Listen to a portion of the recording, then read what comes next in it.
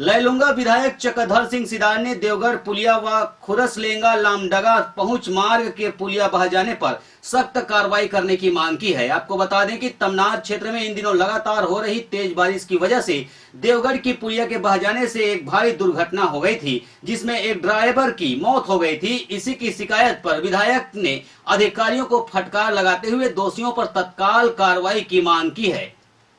तमनार क्षेत्र में इन दिनों हो रही तेज वर्षा से कई क्षेत्रों की सड़क और पुलिया की हालत अस्त व्यस्त हो चुकी है। अभी कुछ दिन पूर्व देवगढ़ का पुलिया बह जाने से एक भीषण दुर्घटना में एक ड्राइवर असमय ही मौत के मुंह में समा गया। उपरोक्त पुलिया अभी कुछ महीनों पूर्व ही निर्मित हुई थी, जिससे इसके गुणवत्ता पर प्रश्न चिन्ह लगना स्वाभाविक है।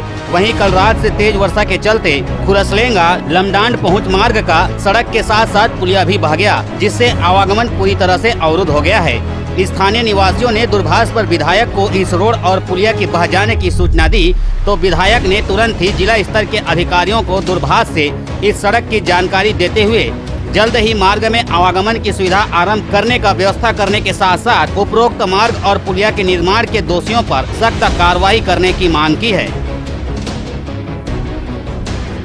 रायगढ़ से सुरजीत कौर की रिपोर्ट, ACN 24।